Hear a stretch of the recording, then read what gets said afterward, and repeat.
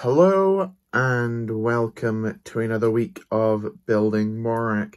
Last time we got all of this lovely little grass work done along here. Doesn't that look wonderful? And this week I need some trees to join it. Yes, basically I said last week we would be starting on tree work as I don't quite have the pieces to finish off this yet. That will be next week's progress, as well as getting started on all the other grass work over the top there. But for the time being, let's build some trees, shall we? You can see I've already got a marker. I think I want one there, maybe one around this section, because I think they're going to have to be on tiles. So one there, and then one on that there, and then I'll make another spot for one down there as well in a bit. But there we go. That looks pretty good already. So let's get into the intro and let's get it started.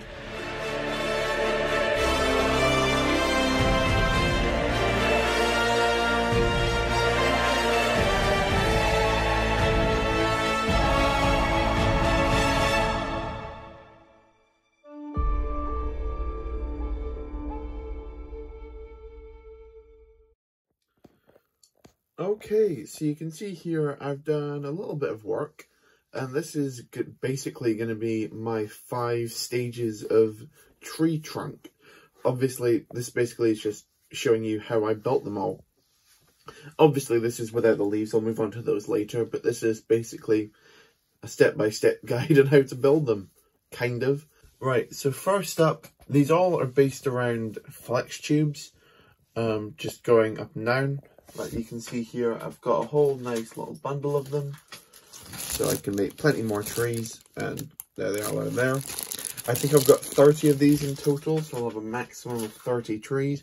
I don't think I'll eventually put 30 in there, because that would take up an insane amount of pieces, but I'm quite happy with, but 30 will be my max. I don't know what my minimum will be. Well, I guess 2, because that's what I basically got done here, but I'll have way more than that.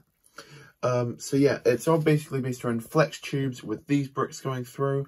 I put these line ones on the top because they're a bit easier to see. These are called Travis bricks. They basically are the ones that have 4 bricks. They're basically these bricks here, the ones that have studs on all 4 sides. And yeah, so that means I can attach plates to them just like that. You can see I've got a little bit of spacing apart because for later I'll have a little bit of a slight bend to the trees, just to make them look a little bit more realistic. So you can see they've all got studs there. There's 3 on the bottom for the main like base or stump, I guess, and then 2 by 2s going up from there.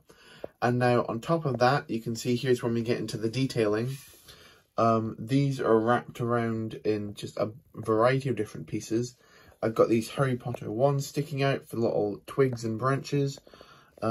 Lots of different slopes and curves and different things, even some whips going through there to represent some vines. You can see it's similar in the other ones. So I'll just show these together. And then as it gets to the top, there's a couple more branches just going outwards, because obviously there'll be a big pile of leaves on the top. Now, if you look over here, you can see that for some reason I actually designed the far right tree first, which is why I kind of forgot to put any dark brown on that one. I'll have a mix of reddish brown and dark brown on them just to make them look a little bit more interesting and detailed. So yeah, that's them there. And then you can see on this final step, I just like branch out the base to give it a bit of a bigger trunk stump, just to make it look more integrated with the ground. And also this top section up here, which is what will basically start the connection of all the leaves and be able to make them fall down a little bit. So yeah, I'm pretty happy with these. I have run out completely of these 2x2 reddish brown plates out of all these 3 trees. So this episode, I'll only be able to get these first 3 trees done, because I'll be able to detail up this middle one. And then hopefully I can get some leaves on the top, and they'll be looking good. So let's detail that one and get some leaves on all 3 of them. And then I'll do the other ones in a different episode. But yeah, let's get straight into that from there. Okay, now, with the leaves, I've stumbled into a bit of a dilemma, so to speak. You can see here, we've got the trees down. So here's our first one over here. You can see with the leaves technique I talked about before. And it looks pretty good. I'm quite happy with it and how it sits. I'm trying to like not do too many trees so that you can still see the juggernaut behind it. I know in universe this was like quite trees all the way down. I will do that on the other side, but as for this side, because it's the main viewing angle, I'm just going to be a little bit more sparse with it, just so you can still see everything going on behind it. But with the actual leaves on top, I recently visited the pab wall actually just the other day, and I came across these pieces here. Obviously, this is not my stacking technique because I'm not an idiot. There's other stuff in here as well. But I got all of these different palm tree leaf pieces, and you can see there's a nice big stack of them in there. So I thought, okay, Morak is quite a tropical planet. I wonder if what type of leaves I should go with. So I made a prototype of each of these types of leaves. So there's this one here, which I've shown you before, with the two mixed colors of leaves together. Or there's this kind of tree over here with the different palm leaves. Now, this piece is actually a really, I don't know, difficult is probably the best word to use, one to work with, if you see here. Because the clip is not in the right orientation for it to easily be able to be folded up and down. And it's only got two studs where these all flow over it.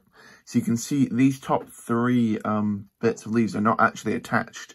They're just placed on top, whereas the rest of them are just stacked on under there like that. So I was wondering which of these two tree types you preferred. I think I'm most likely going to go with this one, just because it adds a bit more variation, makes it look a little bit more different.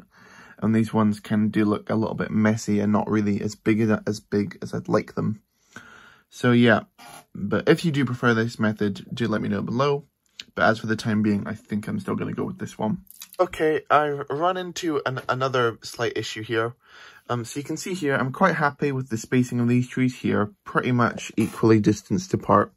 Meaning that my next tree, I think I'm only going to do 4 for this main bit here. Meaning my next one should go around this leaf just here. Slight issue was when I was moving these skiffs across, I didn't take into account how much space I was actually leaving here to fit a tree. So you can see that's the max that skiff goes to the right, and that's the amount of space I've got to fit a tree. And I do want all my trees to be consistent looking. You can see they're all the same height. But if I were to put another tree next to this here, it's going to hit this, or it's going to be at the exact same height level, which is not really what I want.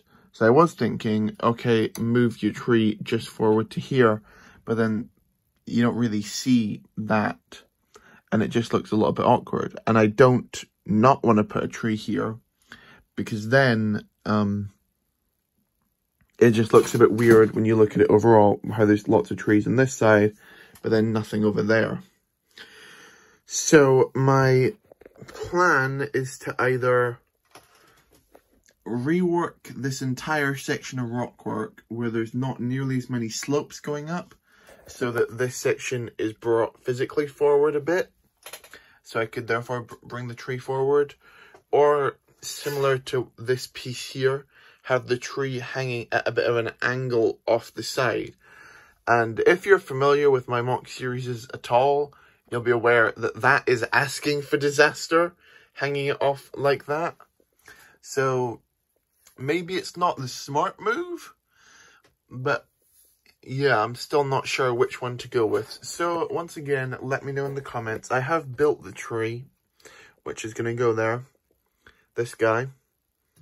And so you can see if like I place it even right on the edge, that is like massively interfering with the skiff and the people who will be on it. And if I do put it here, or basically there, you get the idea. The gap isn't nearly the same between the two, and that's just like basically on the front there. So I'm a little bit stuck there. I cannot move the skiff because that would involve pulling up way too much stuff, and I'm just not doing that again. So let me know, either no tree, hanging tree, destroy all the rockwork and move it up, or just leave it where it was there.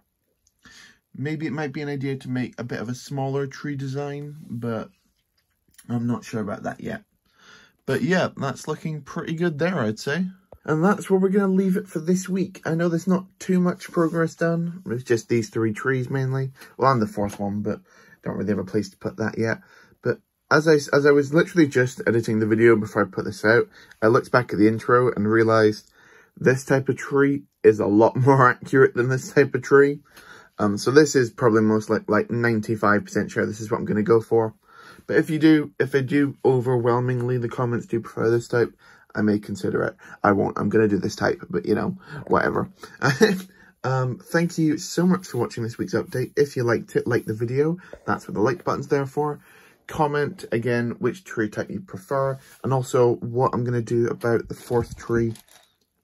This guy. Whether it's going to be here, here, here. I could do it actually falling down. I'll have a think about that.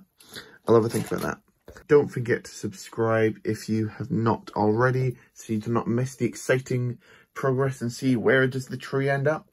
Thank you so much for watching. As always, I really do appreciate it, and goodbye.